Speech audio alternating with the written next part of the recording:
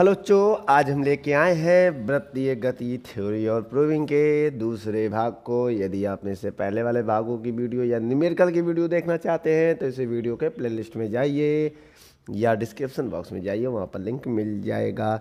चलिए बच्चों, यहाँ पर हेडिंग है परिवर्ती वृत्तीय गति में कण का त्वरण क्या होता है। बच्चों आइए इसको हम देखते हैं, ज़रा समझते हैं। चलिए बच्चों, आपके स्क्रीन पर एक हेडिंग है जो परिवर्ती वृत्तीय गति में कण का त्वरण होता है, वो दो प्रकार का होता है। आइए दोनों देखते हैं। पहला है बच्चों वृत्तीय गति में रेखीय त्वरण का वह घटक जिसके कारण कण का वेग का परिमाण लगातार बदलता है।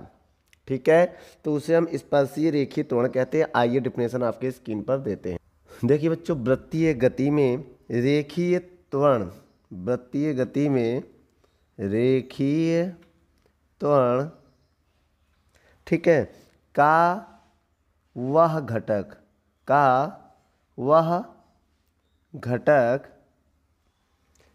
जिसके कारण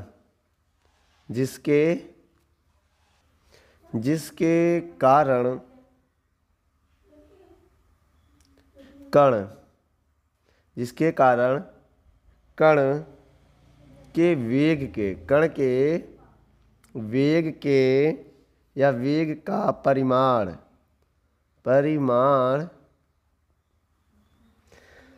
लगातार बदले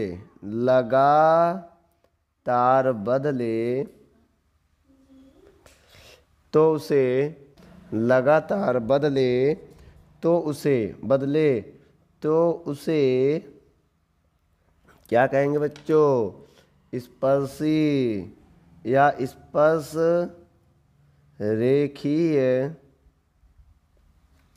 त्वरण कहते हैं बच्चों। स्पर्श रेखीय त्वरण कहते हैं।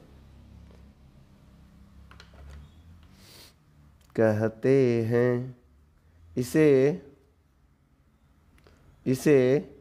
ए रहेगा सरफेस में टी से प्रदर्शित करते हैं। ठीक है, उसके बाद बच्चों आपकी दूसरी हेडिंग जो है, ये तो पहली थी इसी का, अब एक और हेडिंग है। इसका फार्मूला अगर आप देखना चाहते हैं तो इसका फार्मूला आप ऐसे लिख सकते हैं। अगर हम बताएं AT बराबर dV/dt, ठीक है, ऐसे भी लिख सकते हैं, या ठीक है, या AT बराबर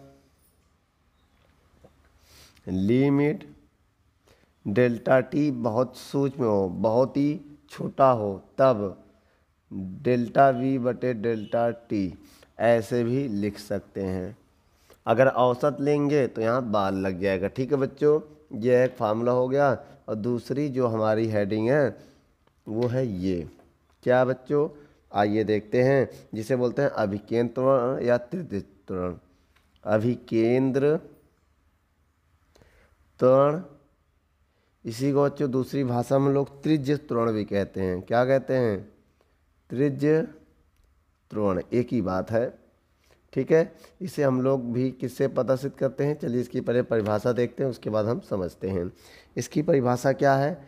इसमें भी वही लिखेंगे, वृत्तीय गति में रेखीय त्वरण का वह घटक जिसके कारण कण के वेग का दिशा, परिमाण की जगह बेटा दिशा करना है, इसकी जगह क्या, दिशा लगातार बदले। तो पूरा वही लिखिए। क्या लिखेंगे बच्चों? आइए देखते हैं। वृत्तीय गति में रेखीय त्वरण का वह घटक जिसके कारण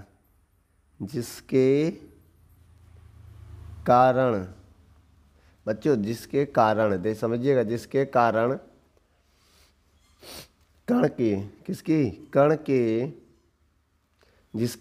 कण के वेग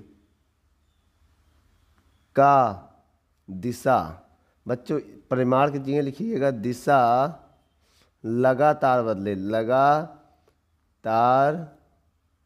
बदले। ये भी डिफिनेशन सही है। इससे पहले हम पार्ट 1 में भी एक अभिकेंद्र त्वरण की डिफिनेशन लिखवाया था, वो भी अपने जगह सही है। दोनों सेम है, कोई अंतर नहीं है बच्चों। अब इसके बाद बदले तो उसे क्या कहते हैं बच्चों? अभिकेंद्र त्वरण कहते हैं। तो उसे अभिकेंद्र त्वरण कहते हैं बच्चों। क्या कहते हैं? इसे ए आर से, ए सरफेस में आर रहेगा बच्चों, से प्रदर्शित करते हैं, प्रदर्शित करते हैं। ठीक है बच्चों, इसका फार्मूला अगर हम देखें तो इसका फार्मूला होगा ए आर बराबर, ठीक है, वी स्क्वायर बटे आर, ये होगा फार्मूला। ठीक है, चलिए बच्चों आगे कुछ हम और फार्मूला देखते हैं। चलिए बच्चों वीडियो को रोक कर नोट कर लें, इसके बाद इसी में थोड़ा सा प्रूविंग हम बताने चल रहे हैं, आइए उसको देखते हैं। देखिए बच्चों, मेरे पास एक वृत्त है, इसका हमने सेंटर मान लिया ओ पॉइंट पर, और ये इसकी मान लिया त्रिज्या है बच्चों। क्या है? ये त्रिज्या है। तो इस तरफ जो इसका त्वरण होगा, मान लिया ए आर है इसका त्वरण, वेक्टर रूप में अगर देखें ये ए आर है। उसके बाद इस डायरेक्शन में मान लिया ये जो त्वरण है ये मान लिया ए टी है ना, इसको हमने बताया था ना, स्पर्श रेखीय त्वरण ए टी हो गया वेक्टर रूप में। अब बेटा एक इसके परिणामी त्वरण उत्पन्न होगा, बताया था ना, कौन सा त्वरण? परिणामी त्वरण एक उत्पन्न होगा, जिसे हम लोग ए कहेंगे। क्या कहेंगे? ए। तो इसे हम निकालना चाहते हैं, तो कैसे निकालेंगे? देखेंगे, यदि ए टी और ए आर लंबवत हो, क्या हो? लंबवत हो, तब इसका स्क्वायर इज इक्वल टू इसके स्क्वायर और इसके स्क्वायर के बराबर होगा। अब यहाँ से स्क्वायर हटाएंगे तब रूट लगेगा, आएगा A T square plus A R square, आएगा कि नहीं आएगा बच्चों? उसके बाद यह जो है ये हमारा परिणामी त्वरण है। क्या है ये? इसे बोलते हैं बच्चों परिणामी त्वरण। ठीक है, इसके बाद आप ये समझिए, ए टी और ए बी का फार्मूला हमने आपको बता दिया है। ठीक है, उसके बाद ये समझिए, जो मेरे पास एक ए टी का भी फार्मूला बताया था हमने, ए टी बराबर क्या था? डी वी बटे डी टी था ना।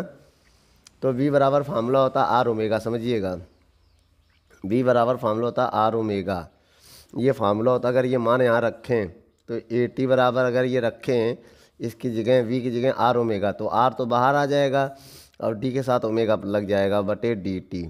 ये थीटा, इसको हम ओमेगा लिख सकते हैं। ओमेगा बराबर होता है डी, ओमेगा नहीं बच्चों अल्फ़ा, अल्फ़ा बराबर होता है डी ओमेगा बटे डी टी। ये फार्मूला होता है, इसे हम क्या लिख सकते हैं? ए टी बराबर आर, अब ये अल्फ़ा हो जाएगा, तो एक ये फार्मूला मेरे पास मिल जाएगा। आपको ये वाला फार्मूला और ये वाला यहाँ रख के सॉल्व भी कर सकते हैं, या इसी पे आप छोड़ दीजिए, वो न्यूमेरिकल में काम आएगा बच्चों। वीडियो को रोक लें, फिर आगे हम कुछ अगली न्यू हेडिंग देखते हैं। बच्चों आपके स्क्रीन पर कोई क्वेश्चन है, वृत्तीय गति अभिकेंद्र बल के कुछ, आइए उदाहरण को समझते हैं, एक दो उदाहरण भी देख लेते हैं। वैसे आपकी किताब में अनेकों उदाहरण मिल जाएंगे, लेकिन हम यहाँ पर एक एग्जाम्पल लेके आए हुए हैं, आपकी स्क्रीन पर है। डोरी से बंधे पिंड की क्षैतिज वृत्त में गति, जब पिंड का भार नगण्य नहीं है तब शंकु लोलक। बच्चों यहाँ पर जो गति कर रहा है उसमें हमें समय ज्ञात करना पड़ेगा। चलिए आइए देखते हैं, स्क्रीन पर डायग्राम बनाते हैं।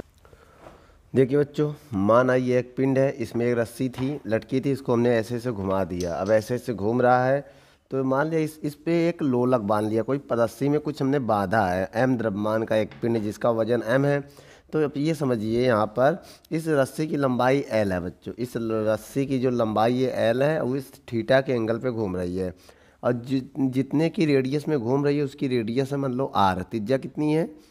आर है। ठीक है, त्रिज्या आर है। अब इसमें आप ये देखिए बहुत ध्यान से कि जब घूमेगी तो उसमें तनाव लगेगा, टी लगेगा, डोरी पे क्या लगेगा? तनाव। अब एक तो नीचे की तरफ जो पिंड होगा वो उस पर एक तनाव लगेगा एम जी, कौन सा तनाव लगेगा? M g. जो इसको बैलेंस करेगा वो ऊपर वाला तनाव होगा, जिसे आप टी कॉस थीटा भी बोलेंगे। टेंशन तनाव एक प्रकार का फोर्स होता है, याद रखना। और यहाँ पर इस तरफ इसको अपने पोजीशन पे रेस्ट में लाने के लिए एक फोर्स लगता है जिसे बोलते हैं टी साइन थीटा। क्या लगेगा? Sine theta. अब इसको बैलेंस करेगा फोर्स अभिकेंद्र बल, क्या होता है? mv²/r।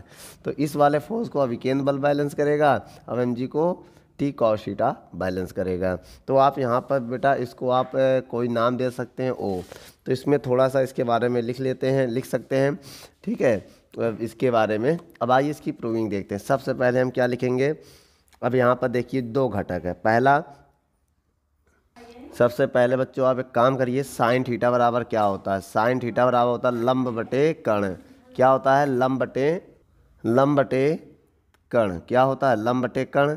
तो साइन थीटा, लंब की बात करें तो इसके सामने त्रिज्या आर होती है, कर्ण एल होता है। तो यहाँ से अगर हम आर की वैल्यू निकालें, एल इधर चला जाएगा तो आर बराबर आएगा L sine theta.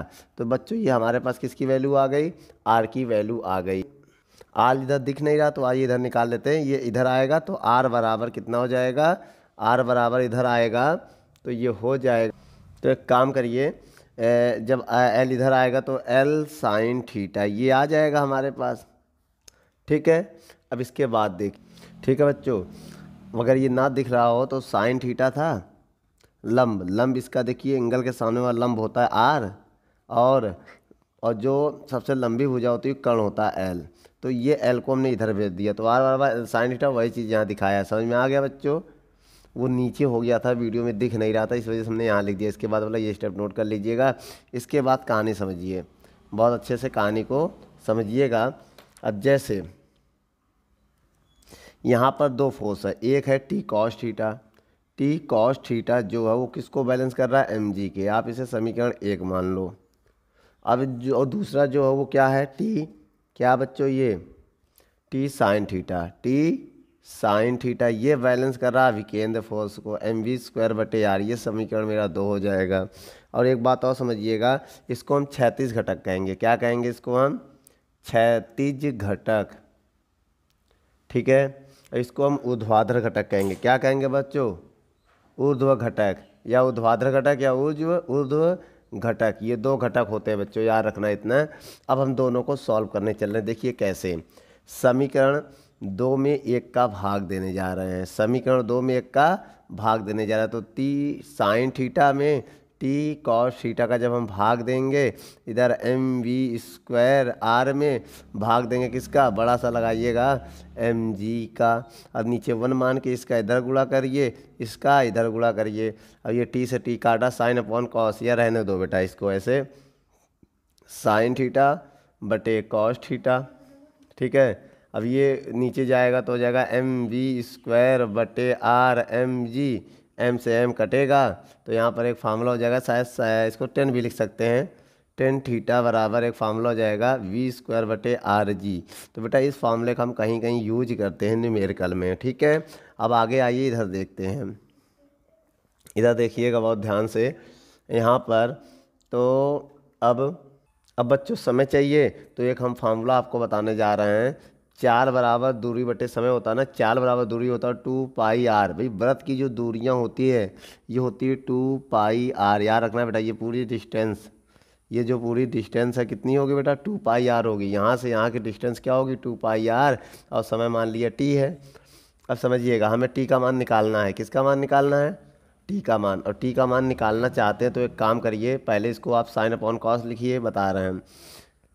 Sine theta बटे कॉस थीटा बराबर v की जगह या मान रख दीजिए, v की जगह मान रखिए 2πr/t का होल स्क्वायर, और बटे rg है ना। एक काम करिए, rg को हम इधर ले जा रहे हैं, किधर? तो rg जो बटे में है ये इधर आ जाएगा इनटू में, या तो नीचे रहने दीजिए, अभी rg अगले स्टेप में जाएगा। अब अगले स्टेप में इधर ले जाएंगे साइन थीटा, समझिएगा, ठीक है बच्चों। आएगा rg बटे कॉस थीटा हो जाएगा। अब इधर हो जाएगा 4π², भाई 2 का स्क्वायर 4, पाई का स्क्वायर पाई स्क्वायर 2, इसके बाद r का स्क्वायर r स्क्वायर, बटे में कुछ बचेगा नहीं, ये इधर चला गया तो ये एक r से एक r कट जाएगा। कट जाएगा कि नहीं कट जाएगा? अब बटे में क्या है? t² बचेगा। क्या बचेगा? ये देखिए t²। अब t² इधर आएगा तो हो जाएगा t² साइन थीटा, कॉस इधर चला जाएगा तो ये हो जाएगा कॉस को अभी नीचे नहीं, इधर ले जाओ, ये कॉस इधर जाएगा तो cos theta 4 pi square r. R की वैल्यू रख दो बेटा।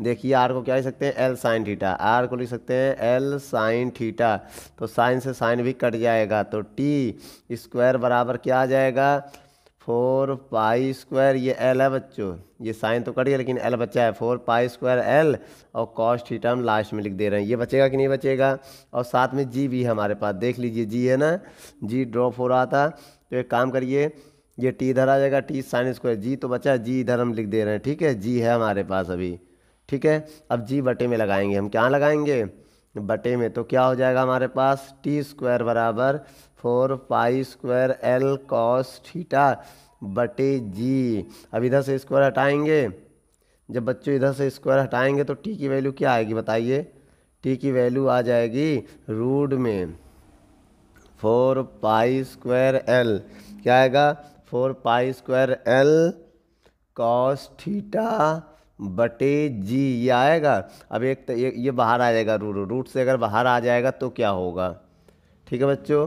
आइए यहाँ पर देख लेते हैं, थोड़ी सी जगह बची है, तो टी बराबर, तो क्या आ जाएगा, ये रूट के बाहर 4 का रूट होता है 2, और पाई स्क्वायर का पाई हो जाएगा, और फिर रूट में बचेगा एल कॉस थीटा बटे जी। तो बच्चों ये है फार्मूला आवर्त काल का। टी को हम क्या बोलेंगे बेटा, पिंड का परिक्रमण काल। जो टी है वो क्या है, पिंड का परिक्रमण काल। बच्चों यह वीडियो को रोककर आप नोट कर लो, फिर हम आगे कुछ और वीडियो देखेंगे।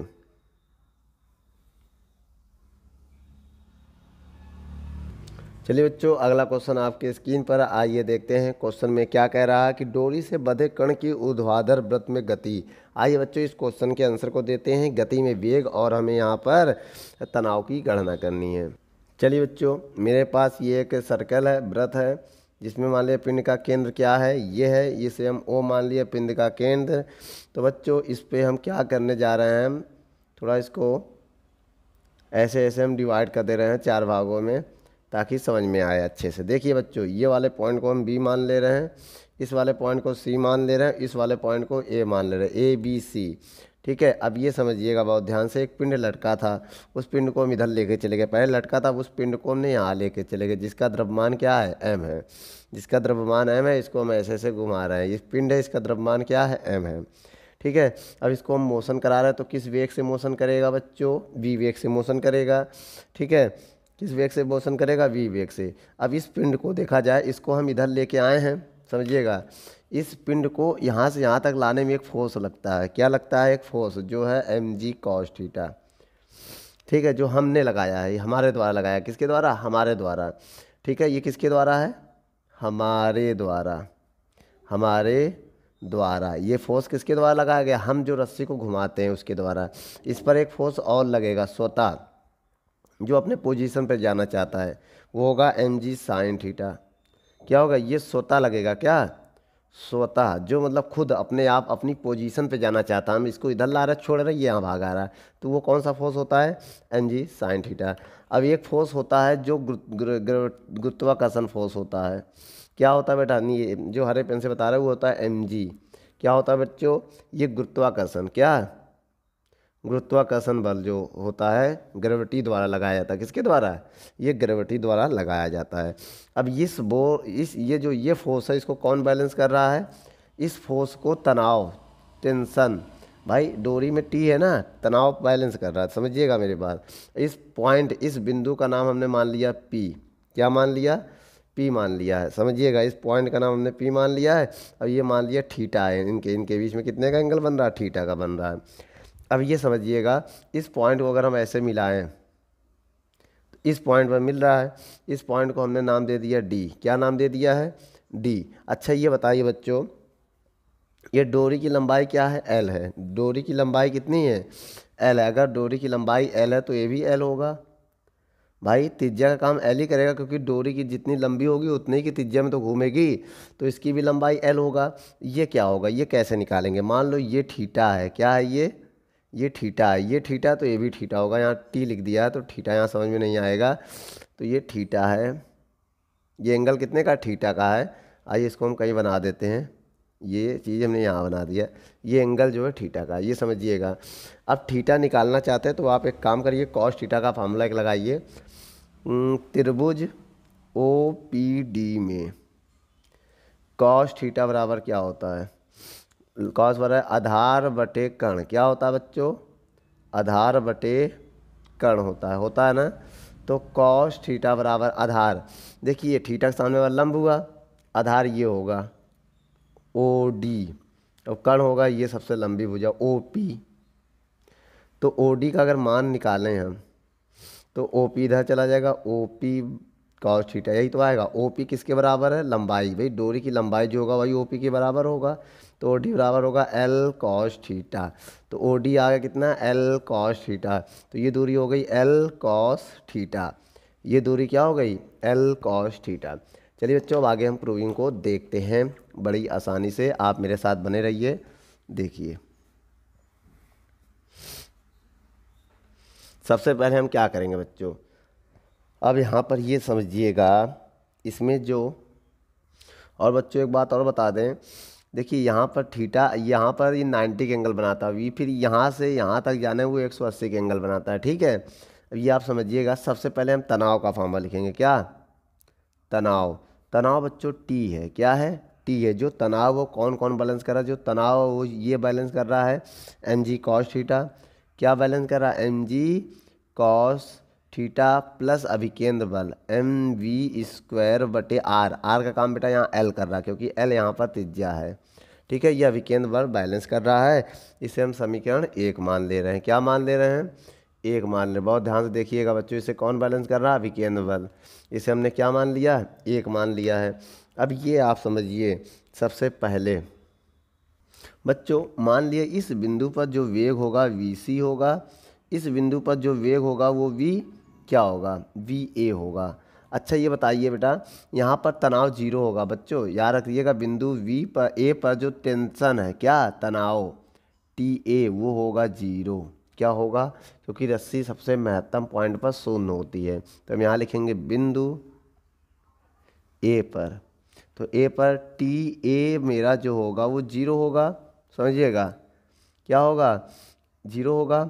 और जो v होगा वो वी ए का काम करेगा, यही तो करेगा। तो एक काम करिए, सबसे पहले बिंदु ए पर की बात हो रही है, तो टी का काम कौन करेगा? T a m ji cos theta plus m, अब एक चीज़ और थीटा 180 होगा बच्चों। बिंदु वी पर एंगल यहाँ से यहाँ तक जाएगा, तो देखिए इस पॉइंट से स्टार्ट करेगा, यहाँ पर पहुँचेगा तो 180 का एंगल तय करेगा, ठीक है। पहले सारे वो रख लें, एम वी ए स्क्वायर बटे L.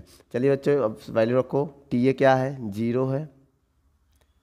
M G cos 180 plus M V A square बटे एल। यहाँ से हम कुछ निकालेंगे, क्या निकालेंगे? 180 का मान क्या होता है? कॉस 180 का मान कोई बताएगा? -1। कॉस 180 इज इक्वल टू -1, याद रखिएगा, ठीक है। तो यहाँ पर बेटा -1 हो जाएगा, तो 0 बराबर हो जाएगा minus M G plus M V A square बटे एल। ये इधर आके हो जाएगा minus M V A square बटे एल बराबर minus M G. Minus M से माइनस एम कटा, एल उधर चला जाएगा, वी ए स्क्वायर बराबर एम जी आएगा। तो वी ए बराबर आ जाएगा रूट के, ओ हो एम से एम कट जाएगा ना, तो ये इधर जाएगा जी एल होगा या एल जी। भैया इधर स्क्वायर हटाएंगे तो रूट लगेगा, तो जी एल या एल जी, जी एल बात एक ही है। तो बेटा वी ए का मान आ चुका हमारे पास, किसका मान आ गया है? वी ए का मान आ चुका है। चलिए बच्चों इसके बाद लिखते हैं बिंदु ए पर, बिंदु ए पर गतिज ऊर्जा, या बिंदु ए पर ऊर्जा संरक्षण का सिद्धांत लगाते हैं। बेटा बिंदु ए पर हम लगाएंगे ऊर्जा संरक्षण सिद्धांत। क्या लगाएंगे? ऊर्जा संरक्षण। तो आइए लगाते हैं ऊर्जा संरक्षण। बच्चों ऊर्जा संरक्षण होता क्या, पहले ये समझिए। देखिए ऊर्जा संरक्षण मतलब ऊर्जा में अंतर। बिंदु ए की बात हो रही है, तो बिंदु ए पर जो ऊर्जा होगी, मेरी बात समझिएगा, बिंदु ए पर ऊर्जा घटेगी, जब जैसे जैसे ऊपर जाएगी वहाँ पर एनर्जी घटेगी। तो पहले इस पॉइंट पर देखिए, पहले टोटल एनर्जी हमारी होगी 1/2 एम वी स्क्वायर, अब बिंदु ए पर जब होगी तो हो जाएगा 1/2 mva²। यही होगा ना भाई। इनिशियल जो जिस एनर्जी से वो मोशन कर रहा है बिंदु ए पर जाते जाते वो कम होगा, कम हो गया। और स्थितिज ऊर्जा के बराबर होता है। स्थितिज ऊर्जा बेटा इस जहाँ जिस पॉइंट से उसने स्टार्ट किया जहाँ पर पहुँचा तो वहाँ की टोटल mgh, टोटल ऊंचाई। तो बच्चों आप बताइए ऊंचाई का काम क्या कर रहा है, AD। mgh का काम कौन करेगा, AD। ये ऊंचाई का काम कर रहा है। अब AD का मान क्या है, ध्यान से देखो, इतना L अब इतना L प्लस कॉस, तो L plus L cos theta, यही तो होगा, ऊंचाई का काम करेगा भाई, यही करेगा ना। तो एक काम करिए, आइए इधर हम सॉल्व कर लेते हैं।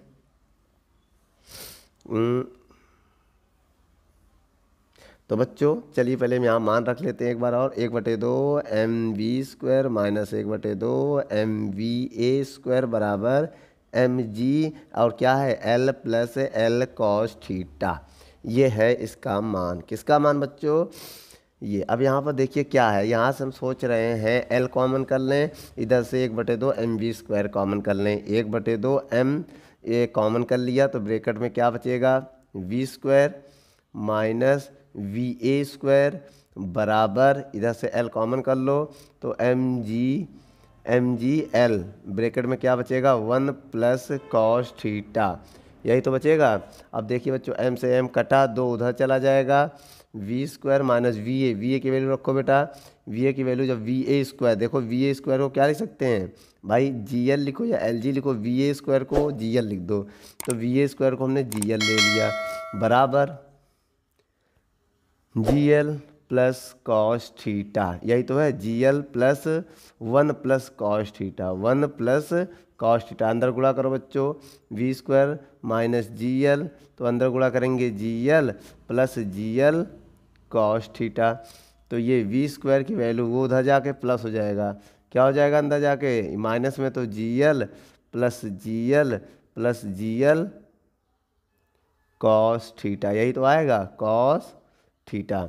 तो 1 और 1 2, तो बच्चों v² बराबर क्या हो जाएगा, 1 1 2 gl plus gl cos theta, यही तो आएगा। बहुत ध्यान से देखिए क्या आ जाएगा बच्चों, ध्यान से देखिए, बटे में 2 भी तो 2 इधर चले जाकर गुणे में होना चाहिए ना, ये उधर जाके 2 गुणे में होगा, ये 2 है, ये 2 अंदर गुणा करेंगे इधर भी 2 आएगा, समझ लीजिएगा। हम इसको थोड़ा डार्क कर दे रहे हैं, 2 2 2।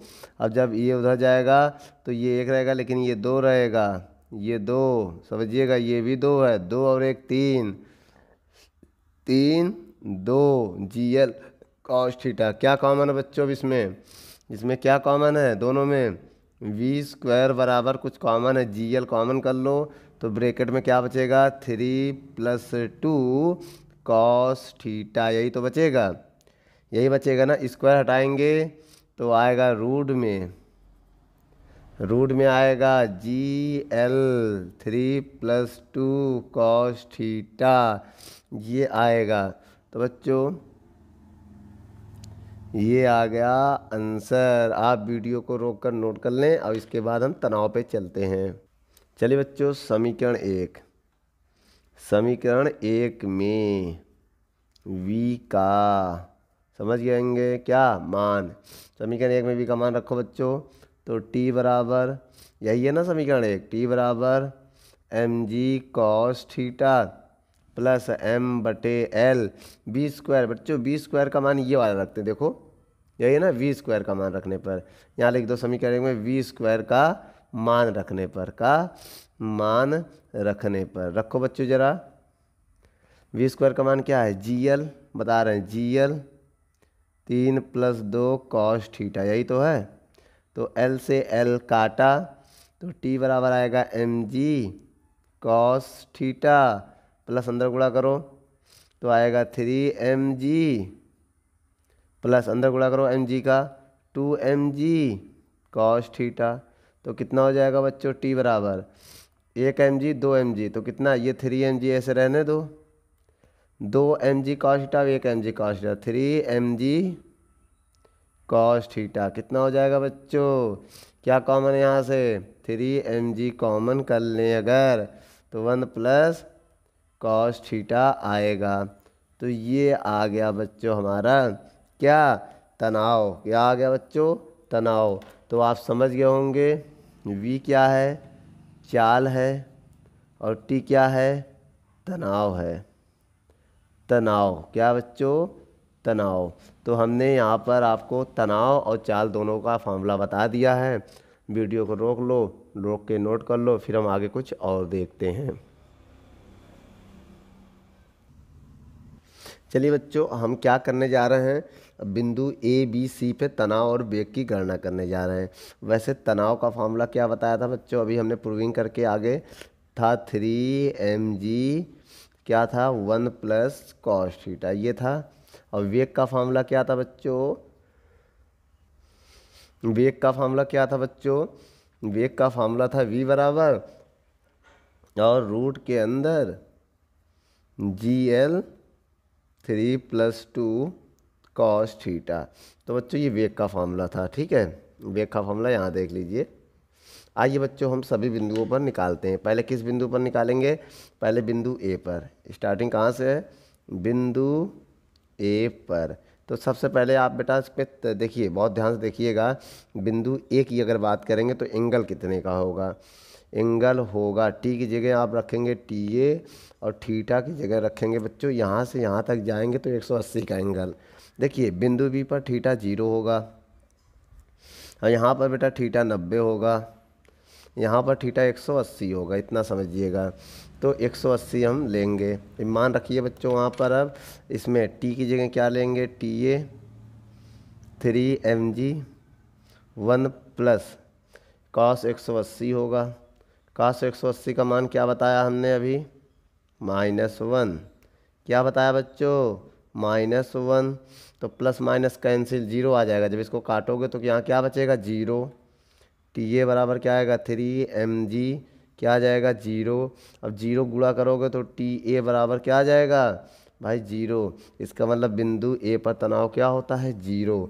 अब आइए वेग की बात करते हैं। किसकी भाग, वेग। ये क्या था, तनाव था ना। अब वेग का फॉर्मूला बताइए, VA, जहाँ जहाँ बेटा V है VA रखेंगे। रूट में GL 3+2 कॉस थीटा की जगह 180 रखेंगे हम, ठीक है बच्चों।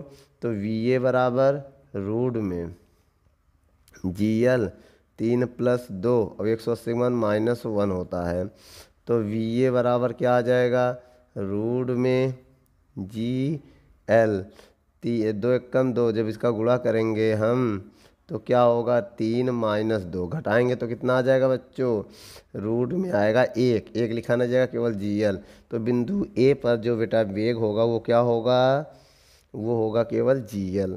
अब आ जाइए बिंदु ए के बाद किस पर देखेंगे हम, बिंदु बी पर। तो चलिए बच्चों पहले हम बिंदु बी पर देखते हैं। अब बिंदु बी पर, तो बच्चों बिंदु बी पर आप अब एक काम करिएगा, टी की जगह क्या क्या रखेंगे समझिए। टी की जगह TA रखिएगा, वी की जगह वी टी की जगह TB, वी है बच्चों ना, वी जी के वी रखेंगे, और थीटा की जगह रखेंगे 90। चलिए आइए बच्चों तनाव का फार्मूला बताइए, टी यही है ना, TB 3mg 1 plus cos 90। Cos 90 का मान क्या होता है बच्चों, आप लोगों को पता होगा, कॉस 90 का मान 0 होता है। क्या होता है, तो TB बराबर आ जाएगा 3mg 1 प्लस कॉस 90 का मान 0 होता है। तो इसका आंसर आ गया केवल क्या, 3mg। तो याद रखिएगा बेटा, ये फार्मूला होता है TB का, क्या टी बिंदु बी पे तनाव का फार्मूला होता है mg। आइए बच्चों वेग का देख लेते हैं, VA वी रखेंगे बेटा है ना, बी पर निकाल लेना, VB रूट में GL 3+2 कॉस थीटा की जगह 90 रखेंगे। ठीक है बच्चों, इसको आइए सॉल्व करते हैं हम। VB बराबर कितना आ जाएगा, GL 3 प्लस कॉस 90 में 0, 0 गुणा करेंगे, 0 जोड़ेंगे तो कोई फ़र्क नहीं पड़ेगा, तो रूट में आएगा 3GL। बताइए कैसे, 3 बचेगा, GL बचेगा, 0 छोड़ो तो कोई मतलब नहीं बनेगा। अब आइए बच्चों बिंदु सी की बात करते हैं। किसकी, बिंदु देखिए पहला बिंदु ये था हमारा, दूसरा ये है, ठीक है। तो ये बच्चों हमारा दूसरी हेडिंग हो गई, ठीक है। अब ये हमारा है तीसरी। तीसरी क्या है बच्चों? अभी हमने आपको बताया था बिंदु कहाँ पर, बिंदु सी पर। तो सी पर बेटा आप टी की जगह टी सी रखना, और वी की जगह वी सी रखना, और थीटा की जगह 180 रखना। यही होगा ना बच्चों? नहीं बच्चों, हो गलत हो गया। बिंदु सी पर 90 है ना, तो ये वी पर कितना 180 है।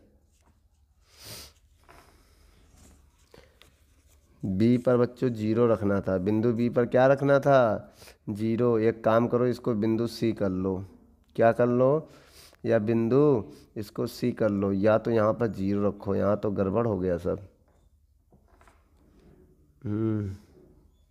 चलिए बच्चों, इसको एक काम करो, बी मान लो, इसको सी मान लो, ठीक है। अब सही है। बिंदु बी पर माना था, देखो बिंदु बी पर 90 एंगल है कि नहीं? बिंदु बी, बी मान लो, इसको सी मान लो। क्यों इसमें एक करेक्शन करे, इससे अच्छा यही मान लो बिंदु। चलिए बिंदु सी पर ना, बिंदु सी यहाँ पर हमने जीरो माना है, तो आप अपने हिसाब से जो एंगल हो वही रखिएगा, ठीक है। अब हम बिंदु सी की बात कर रहे हैं, तो सबसे पहले तनाव टी सी, यही होगा T C 3mg 1 plus theta. Theta की जगह क्या रखेंगे? बिंदु सी पर कितना है? जीरो है। थीटा कितना है?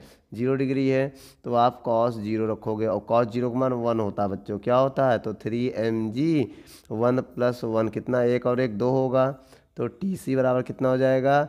3mg और 1 और 1 2, तो 2 तिहाई 6, तो 6mg आएगा। इसके बाद बच्चों बहुत ध्यान से देखिए, बेसी हो गया। इसके बाद क्या है?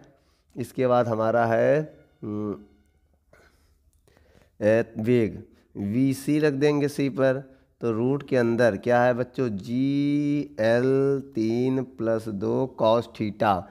थीटा की जगह कितना रखेंगे? जीरो, तो कॉस जीरो आ जाएगा। कॉस जीरो का मान 1 होता है, तो रूट के अंदर GL3+2 और कॉस जीरो का मान 1 का गुणा करेंगे, कोई फ़र्क पड़ेगा नहीं, तो रूट में आएगा 3 2 5 5GL। तो बच्चों ये बिंदु सी पे है। तो एक काम करिएगा आप लोग, यहाँ पर क्या, यहाँ पर बी, यहाँ पर सी मान के पुनः एक बार और अच्छे से कर लीजिएगा, ठीक है। तो यहाँ पर जब आप सी मानेंगे, सी पर 90 लेंगे, तो यहाँ पर 90 ले लेना, यहाँ पर 0 ले लेना। बी पर 0 होगा, तो यहाँ पर 0 ले लेना, ठीक है। तो इस हिसाब से आपका आंसर आ जाएगा। ये भी सही है बच्चों। वीडियो को रोक कर नोट कर लें।